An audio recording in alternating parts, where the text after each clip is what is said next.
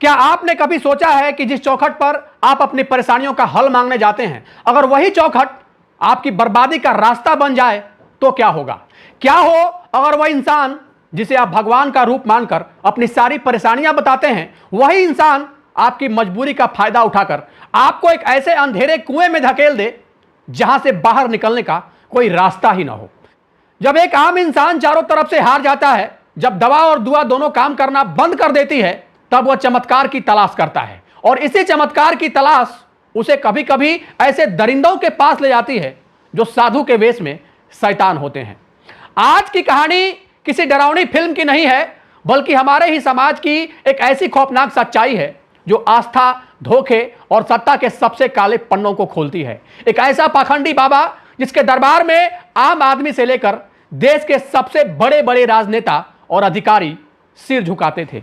एक ऐसा साम्राज्य जहां धर्म के नाम पर डर का व्यापार हो रहा था, और एक ऐसा रहस्यमयी कमरा जहां से 58 वीडियो क्लिप्स ऐसे मिली जिन्होंने पूरे महाराष्ट्र की राजनीति के साथ साथ पूरे भारत में हड़कंप मचा डाला। यह कहानी एक ऐसे जालसाज की है जिसे लोग महाराष्ट्र का एप्स्टीन कह रहे हैं। मार्च 2026 का महीना था। महाराष्ट्र राज्य का नासिक जिला और वहां का सिन्नर तालुका इलाके में बसा एक गांव मीर गांव। अगर आप भारत के किसी भी आम गांव में जाएंगे तो आपको वहां कच्ची पक्की सड़कें, खेतों में काम करते सीधे साधे लोग और एक बहुत ही शांत माहौल मिलेगा। मीर गांव भी मूल रूप से ऐसा ही था, लेकिन इस गांव के खास हिस्से में कुछ ऐसा था जो इस गांव को पूरे राज्य से बिल्कुल अलग बना रहा था। यहां धूल भरी सड़कों से गुजरते हुए अचानक से आपको ऐसी महंगी और चमचमाती गाड़ियां नजर आने लगती थी जिन्हें देखकर कोई भी इंसान दंग रह जाए। यह गाड़ियां किसी आम किसान की नहीं थी, बल्कि बड़े बड़े नेताओं, व्यापारियों और वीआईपी लोगों की थी। और इन सभी गाड़ियों का काफिला जाकर रुकता था श्री ईशानेश्वर महादेव मंदिर ट्रस्ट की भव्य इमारतों और विशाल फार्म हाउस के सामने। इस पूरे इलाके में एक अजीब सी खामोशी और रहस्यमयी शांति रहती थी, और इन सब का केंद्र था जिसका नाम था अशोक कुमार खरात। अशोक कुमार खरात कोई आम सन्यासी या जन्म से बाबा नहीं था। उसकी उम्र करीब 67 वर्ष है। अगर आप उसकी पिछली जिंदगी के पन्ने पलटेंगे तो आपको पता चलेगा कि उसका धर्म, ध्यान, अध्यात्म से कोई दूर दूर तक वास्ता नहीं था। उसकी जवानी समंदर की लहरों के बीच गुजरी थी। वो मर्चेंट नेवी का एक रिटायर अफसर था जिसे लोग कैप्टन खरात के नाम से भी जानते थे। समंदर की गहराई और वहां के अकेलेपन ने शायद उसे इंसानी दिमाग को पढ़ने की एक अजीब सी कला सिखा दी थी। लेकिन मर्चेंट नेवी की नौकरी छोड़ने के बाद उसने जो नया रास्ता चुना वो समाज सेवा का नहीं, बल्कि एक बहुत बड़े धोखे का रास्ता था। एक ऐसा रास्ता जो उसे सीधे अथाह दौलत और ताकत की तरफ ले जाने वाला था। उसने खुद को एक ज्योतिषी, अंगशास्त्री, तांत्रिक और एक महान आध्यात्मिक गुरु के रूप में पेश करना शुरू कर दिया। हमारे देश में अगर कोई इंसान अच्छे कपड़े पहनकर थोड़ा आत्मविश्वास के साथ धर्म और गढ़ की बात करने लगे तो लोग बहुत जल्दी उस पर विश्वास कर लेते हैं। और अशोक ने इसी बात का फायदा उठाया और कुछ ही समय में उसने श्री ईशानेश्वर महादेव मंदिर ट्रस्ट के चेयरमैन का पद भी संभाल लिया। और देखते ही देखते उसका साम्राज्य करीब 100 से 200 करोड़ तक पहुंच गया। विशाल संपत्तियां, आलीशान फार्म हाउस, भव्य दफ्तर और उसके इर्द गिर्द घूमने वाले रसूखदार लोग उसके रुतबे की गवाही दे रहे थे। अब सवाल यह उठता है कि आखिर इतने लोग उसके पास क्यों जाते थे? हमारे समाज की एक बहुत बड़ी कड़वी सच्चाई है। जब कोई परिवार किसी बड़ी मुश्किल में फंसता है तो वह अक्सर हर जगह से निराश होकर चमत्कार और सिद्ध की उम्मीद करता है। हमारे समाज में एक औरत पर सबसे ज्यादा दबाव होता है, और अगर किसी लड़की की शादी नहीं हो रही हो तो समाज उसे ताने मारने लगता है। अगर शादी के बाद घर आंगन में किलकारियां नहीं गूंज रही है तो सारी गलती औरत की मान ली जाती है। और अगर पति के व्यापार में लगातार भारी नुकसान हो रहा है या घर में कलह कलेश रहता है तो औरत को ही अपशगुन कहा जाता है। कोई अपने परिवार को किसी बुरी नजर से बचाना चाहता है तो कोई सौतन से छुटकारा पाना चाहता है। और इसी मानसिक दबाव, डर और मजबूरी का फायदा अशोक खरात उठा रहा था। वह लोगों के मन में बैठे हुए डर को और बड़ा कर देता। वह उनसे कहता कि वह उनका भाग्य बदल सकता है। वह महंगे चमत्कारी पत्थर और जंगली इमली के बीज बेचता और दावा करता कि इनमें जादुई शक्तियां हैं। उसकी बातें इतनी प्रभावशाली होती थी कि अच्छे खासे पढ़े लिखे लोग भी अपना सारा तर्क भूलकर उसके सम्मोहन में फंस जाते थे। लेकिन अशोक के इस भव्य और पवित्र दिखने वाले दरबार के पीछे एक बहुत ही भयानक और घिनौना अंधेरा छिपा था। जो महिलाएं अपनी वैवाहिक समस्याओं या पारिवारिक उलझनों का समाधान ढूंढने उसके पास जाती थी उन्हें वह आम दरबार में नहीं बल्कि अपने मीर गांव के फार्म हाउस या दफ्तर के एकांत में बुलाता था। वो उन्हें विश्वास दिलाता कि उनकी समस्या बहुत गहरी है और इसके लिए एक विशेष अनुष्ठान करना होगा। जब वह महिला उस एकांत कमरे में जाती थी तो वहां का माहौल देखकर ही डर जाती थी। अशोक खरात ने उस कमरे को जानबूझकर बेहद डरावना और रहस्यमयी बनाकर रखा था। कमरे में रोशनी न के बराबर होती और अजीब सी महक वाली अगरबत्तियां जल रही होती। फर्श पर बाघ की खाल जैसे दिखने वाले कपड़े बिछे होते। दीवारों पर जंगली जानवरों के अवशेष लटक रहे होते और सबसे ज्यादा डरावनी बात तो यह थी कि वह इंसान रिमोट से चलने वाले प्लास्टिक के सांप का इस्तेमाल करता था। सोचिए, एक सीधी सादी डरी हुई महिला जब ऐसे माहौल में जाती होगी तो उसके दिमाग पर क्या असर होता होगा। वह महिला पूरी तरह से खौफ से भर जाती थी। जब महिला डरी होती थी तब अशोक खरात अपने शब्दों का जाल फेंकना शुरू करता। वह कहता कि तुम्हारे पति पर अकाल मृत्यु का साया है या तुम्हारे परिवार पर किसी ने बहुत ही भयानक काला जादू किया है जिसका असर तुम्हारे होने वाले बच्चे पर जरूर पड़ेगा। हमारे देश में एक औरत अपने परिवार और अपने बच्चों के लिए अपनी जान तक भी दे सकती है। जब उसे डराया जाता कि उसके परिवार पर मौत का साया है तो वह कुछ भी करने को तैयार हो जाती थी। जब वह महिलाएं पूरी तरह से डर के साए में आ जाती तब अशोक उन्हें पूजा पाठ तंत्र मंत्र के नाम पर कोई ऐसा पेय पदार्थ या प्रसाद खाने को देता जिसमें बहुत ही भारी नशा मिला होता।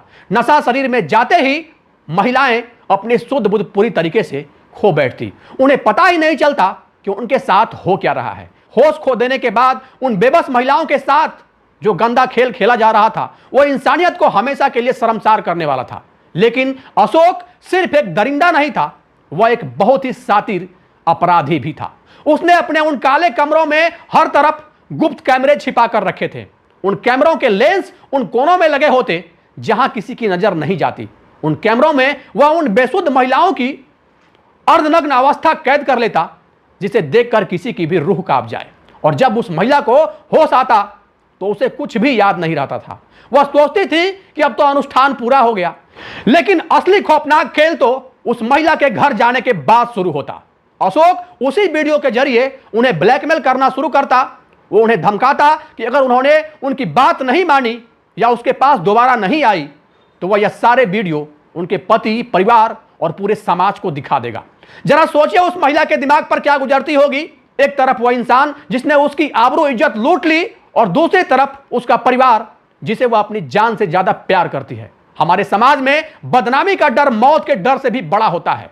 औरतों को लगता था कि अगर वह सच्चाई उनके माता पिता या पंचायत को पता चली तो उनके परिवार की इज्जत हमेशा के लिए मिट्टी में मिल जाएगी। उनके माता पिता समाज में किसी को मुंह दिखाने लायक नहीं रहेंगे। और इसी बदनामी के खौफ, घबराहट और अपने परिवार को बचाने की मजबूरी में वह चुपचाप इस भयानक जुल्म को लगातार सहती रही। वह बार बार उस फार्म हाउस में जाने को मजबूर होती थी और हर बार उनका शोषण लगातार होता रहता। यह सिलसिला कोई एक दिन से नहीं चल रहा था। साल 2022 से लेकर 31 दिसंबर 2025 तक यह खौफनाक खेल बिना किसी रुकावट के ऐसे ही चलता रहा। कोई भी उसके खिलाफ आवाज उठाने की हिम्मत भी नहीं कर पाता क्योंकि उसके रसूख और ताकत के आगे सब बौने थे। पुलिस प्रशासन, नेता सब उनके दरबार में हाजिरी लगाते थे तो दूसरी ओर एक आम महिला भी वहां जाकर अपनी फरियाद करती। लेकिन कहते हैं ना कि पाप का घड़ा जब भर जाता है तो उसे एक दिन फूटना ही होता है और ऊपर वाले की लाठी में आवाज नहीं होती पर चोट बहुत गहरी लगती है। एक 35 वर्षीय महिला जो लंबे समय से इस बाबा के जाल में फंसी हुई थी और लगातार मानसिक और शारीरिक यातनाएं सह रही थी, उनकी सहन शक्ति अब जवाब दे चुकी थी। रोज घुट घुट कर मरने से अच्छा उसने एक बार में ही सब कुछ खत्म करने की सोची। हार मानने के बजाय उसने लड़ने का फैसला लिया। समाज की परवाह किए बिना अपनी इज्जत और जान की बाजी लगाते हुए उस महिला ने पुलिस के दरवाजे पर दस्तक दी। कुछ सूत्रों का यह भी कहना है कि अशोक के ही किसी पुराने कर्मचारी ने उस महिला की इस काम में मदद की थी। उस कर्मचारी ने अशोक के जुल्मों को अपनी आंखों से देखा था और उसका जमीर अब जाग गया था। उसी ने अंदर के कुछ सबूत बाहर निकालने में और छिपा कैमरा ढूंढने में अहम भूमिका निभाई थी। जब उस महिला ने पुलिस को पूरी कहानी बताई तो शुरुआत में तो अधिकारियों को भी बिल्कुल यकीन नहीं हुआ। उन्हें लगा कि कोई इतना बड़ा और प्रतिष्ठित इंसान जिसके दरबार में मंत्रियों की गाड़ी खड़ी होती है वह ऐसा नीच काम आखिर कैसे कर सकता है। लेकिन महिला के बयान और शुरुआती सबूतों को देखते हुए पुलिस को एक्शन अंततः लेना ही पड़ा।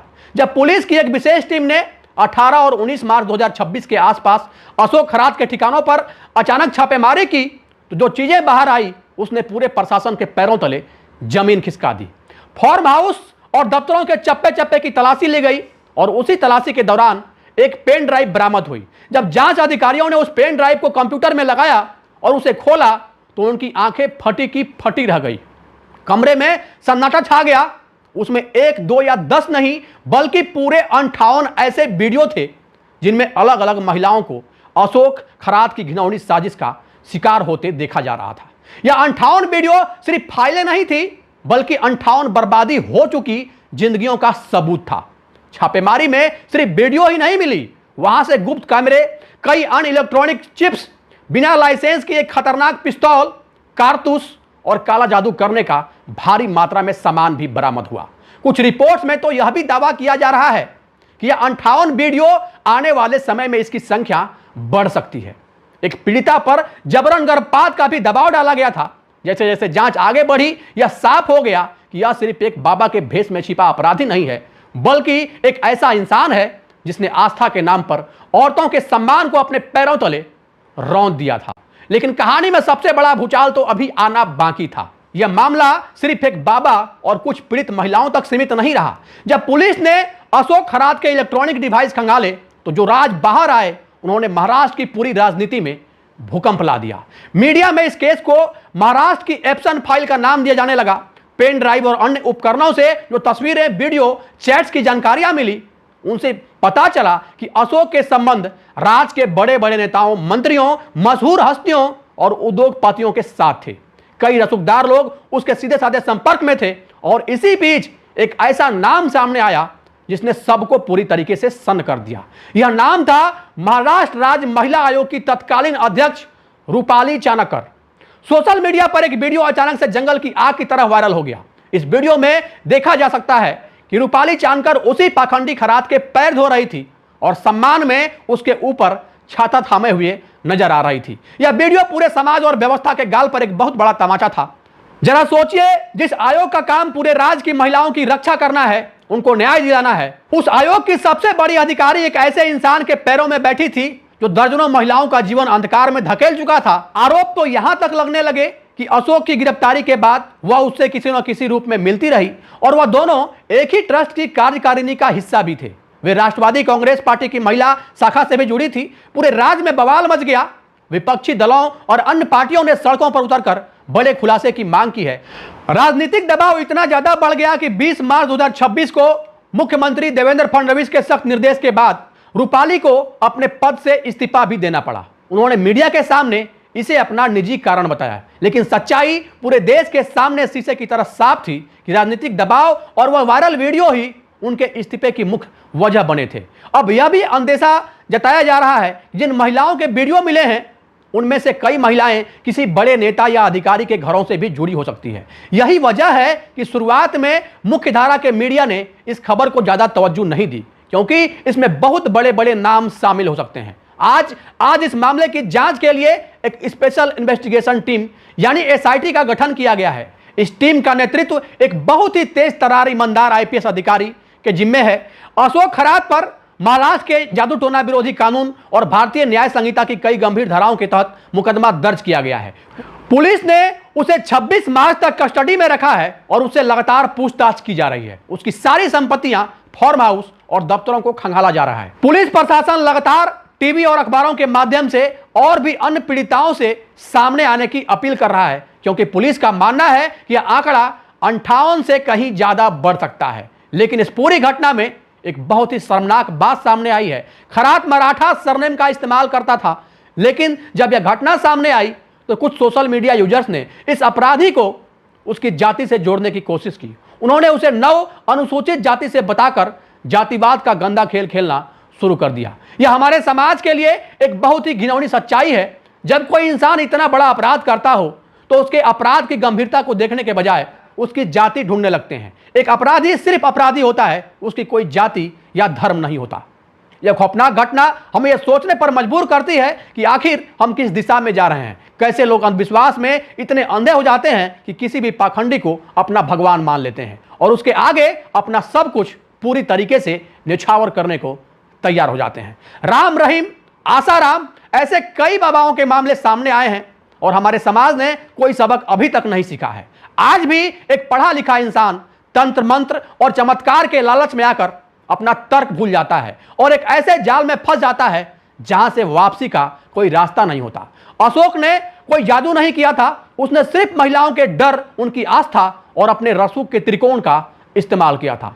अब मैं इस कहानी के अंत में आपसे एक बहुत ही जरूरी सवाल पूछना चाहता हूं। आपके हिसाब से इस पूरी खौफनाक घटना का सबसे बड़ा जिम्मेदार आखिर कौन है? क्या सिर्फ वो दरिंदा बाबा जिसने धर्म और आस्था का व्यापार किया और औरतों की जिंदगी तबाह कर दी, या फिर वह पूरी व्यवस्था और वह बड़े बड़े राजनेता जिन्होंने इसे संरक्षण दिया, उसके सामने सिर झुकाया, या फिर हमारा अपना समाज जो आज भी बिना सोचे समझे किसी भी चमत्कार के पीछे अंधा होकर भागने लगता है और औरतों पर इतना दबाव बनाता है कि वह ऐसे पाखंडियों के पास जाने को मजबूर हो जाती है? अपनी बेबाक राय नीचे कमेंट बॉक्स में जरूर लिखें। आपकी एक छोटी सी सोच इस समाज की आंखें खोलने, किसी और बेटी की जिंदगी बर्बाद होने से बचाने में एक बड़ा कदम हो सकती है। वीडियो को लाइक करें और इसे हर घर तक पहुंचाने के लिए ज्यादा से ज्यादा शेयर करें। मिलते हैं एक और अन्य ऐसी ही सच्ची घटना के दास्तान के साथ। तब तक के लिए जहां भी रहें, सावधान रहें, सुरक्षित रहें, अपना ख्याल रखें। जय हिंद, जय भारत।